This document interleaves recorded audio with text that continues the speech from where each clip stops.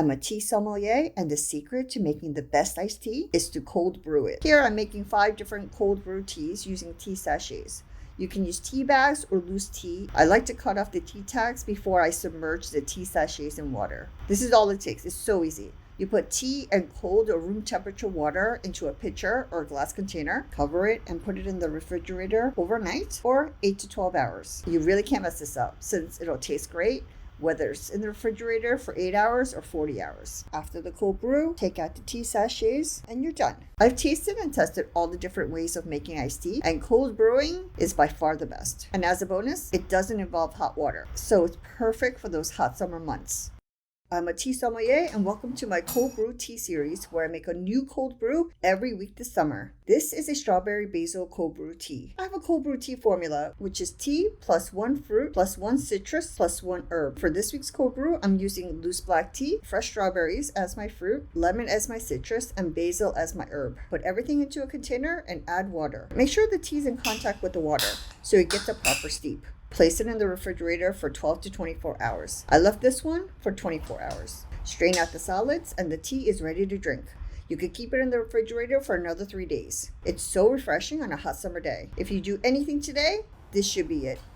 I'm a tea sommelier, and this is week 2 of my cold brew tea series where I make a new cold brew every week this summer. This is a raspberry mint cold brew green tea. If you're looking for a quicker cold brew, this is it. It only takes 3 to 6 hours. I'm using my cold brew tea formula of tea plus 1 fruit plus 1 citrus plus 1 herb. The tea is a jasmine green tea. The fruit is fresh raspberries. The citrus is a lemon, and the herb is fresh mint.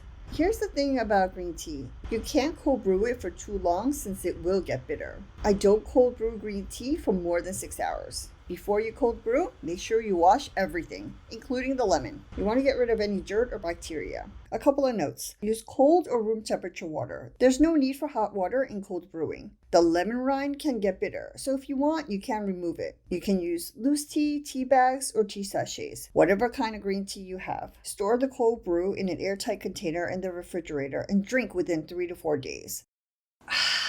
I'm a tea sommelier, and this is week 3 of my cold brew tea series where I make a new cold brew every week this summer. This is a strawberry cold brew hibiscus tea. Do you say hibiscus or hibiscus? I say hibiscus. It's caffeine-free, delicious, and completely refreshing. It follows my cold brew tea formula of 1 tea plus 1 fruit plus 1 citrus plus 1 herb. I'm using hibiscus as my tea, fresh strawberries as my fruit, orange as my citrus, and mint as my herb. Hibiscus is a little tart, so I use fresh strawberries and orange to make it sweet. I took off the orange peel in this one, since it can get bitter the longer it steeps. Wash the strawberries, orange, and mint first. Put them all in a container and add water. I always recommend using filtered water, since better water makes better tea. Place it in the refrigerator in an airtight container for 12 to 24 hours. Strain out the solids and it's ready to drink. Because it's caffeine-free, you could drink it all day and all night. This refreshing drink is perfect for all ages. Get all the ingredients, make it today, and serve it this weekend.